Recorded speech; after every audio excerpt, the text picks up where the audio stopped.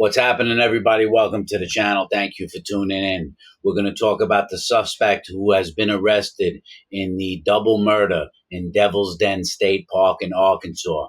Many of you have heard about this case. Many of you may have heard that he has been apprehended today.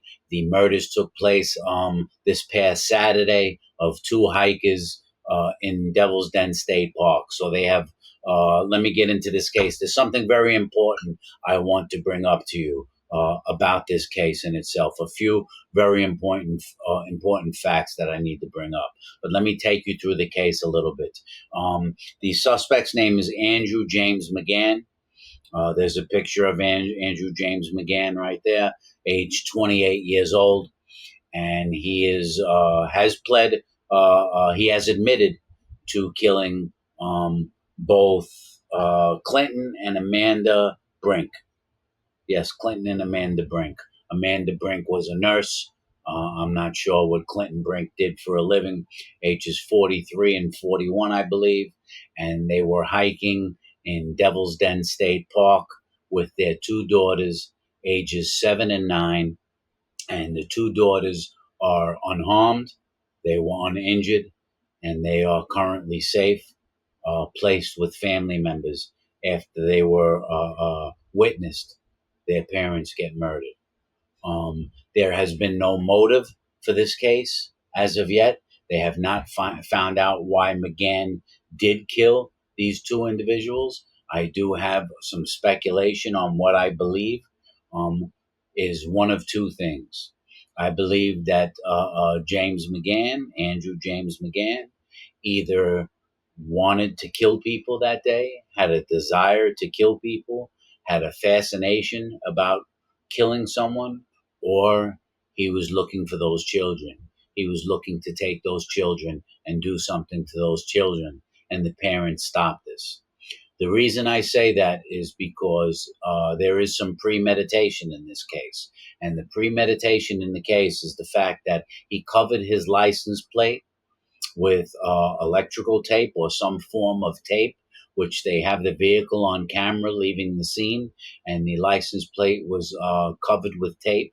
And if he covered his license plate with tape on the way into the park, it shows that he had some malicious intent. It shows that he had a desire or was a plan to do something illegal. Otherwise, nobody covers their license plate with electrical tape. So I believe he either had a desire to kill or he was going after those children, and the parents got in the way and stopped that from happening. Uh, this guy, James McGann, was a school teacher. He was licensed to practice in Texas. He was licensed to practice in Oklahoma, and he had recently moved to Arkansas, where he became a fifth grade teacher. But he resigned from being a teacher in 2023 in the state of Texas. And the media interviewed one of the parents that was in his that had a child in his class, and they said that Mr. McGann liked to have the little girl sit on his lap. He resigned for inappropriate behavior, but was not found guilty of anything because he was able to pass the background checks to get the job once he moved to Arkansas.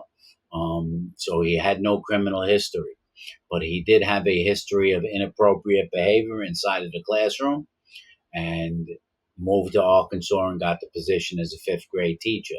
So with those facts, that he had inappropriate behavior with girls, that a witness said that he used to like the little girls to sit on his lap, that he covered his license plate on his way into Devil's hiking trail. I believe that there's a strong possibility that his target could have been the young girls. I don't know. Maybe more will come out. We don't know if he will speak about why he did it. There are some cases where people don't speak, just like Brian Goldberger doesn't explain his real motive himself. This guy has admitted to the killing. The girls ran to the park office. They made it back to the park office where they said their parents had been assaulted by someone, and then they went and found the bodies. James McGann, Andrew James McGann, was arrested earlier today while he was getting a haircut inside of a salon. Maybe he was possibly trying to change his appearance a little bit. Excuse me, but the police went into the salon and arrested him. And so at this time, he does face the death penalty. The state of Arkansas is one of 27 states in the United States of America that does have the death penalty. They have it by lethal injection inside of the state. If he does not face the death penalty because he has been charged with 2 counts of capital murder, he faces life in prison without the possibility of parole for capital murder. Um, yeah, what an unfortunate situation, especially for those poor little girls to watch their parents' demise like that is terrible. Is terrible. What I wanted to say, the point I want to make in this video that I believe is very significant, is the fact that if you look at James McGann in the picture, and there are other pictures of him available as well, besides the one that I'm posting. He does not have the look in his eyes that Brian Kohlberger had. And to me, he looks like he has the look of shock that he's about to go through what he's going through. But he doesn't look, to me, like someone that would be a psychopath. Um, uh, he was a school teacher, just like Brian Kohlberger was as well. But he was a school teacher for little kids. He doesn't fit the exact profile for someone you think is a murderer, right? What does a murderer look like? There is no description of what a murderer looks like. Do I look like a killer to you? I unfortunately killed someone in my life when I was 24 years old. It wasn't intentional like his was intentional. But there, my point is this, is that you need to keep your head on a swivel in society. All of you. I don't want you to live in fear, but you need to pay attention. This is the world we live in today. This incident happened in broad daylight on a hiking trail. I highly doubt that Mr. and Mrs. Brink went into the woods with their children thinking they were going to be killed on a sunny afternoon, hiking through the woods. It can happen anywhere at any time, and people need to pay attention because so many people walk through life oblivious to the people around them, to the circumstances around them, to the situation around them, to what's around them, and you need to pay attention in transitional spaces. You need to pay attention in open spaces. In a restaurant, in an office building, like in Manhattan the other day, where someone was shot, it can happen anywhere. And this is why I do believe in the right to bear arms. Because if the father had a firearm on him, he would be alive right now. And his wife would be alive right now. Right? If responsible people carry and enforce their right to bear arms inside of this country, he would be alive today. And he would have been able to take down the threat. And McGann would be dead instead of him and his wife would be dead. Now, I don't just say go out and get a gun, but what I do say is, of course, do it the legal way, right? And get the proper training and carry a weapon on you so you can protect yourself against the threats that are out there in today's world, right? The criminals are going to get their weapons no matter what. So responsible citizens should be able to protect themselves and others. Even if he had mace on him or pepper spray on him or he had his own knife on him, he would be able to at least put up a fight and protect him and his wife and protect his children against this threat that was put upon him. And so I'm telling all of you that you need to pay attention in society. It can happen anywhere. If I was in the woods with my wife and 2 children and I saw someone else, I would create distance. I would create space.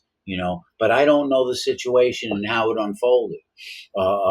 This guy McGann could have approached them with a friendly demeanor. Hey guys, how you doing? Beautiful day. Oh, what a great day for a hike! And boom, and just stabbed them. We don't know. And in that case, you could understand the father not being prepared for what was coming, right? Because you don't expect that, you know. And so you have to expect it, unfortunately, in today's world. So, most crime happens in what they call transitional spaces. And that's when you're transitioning from one space into another.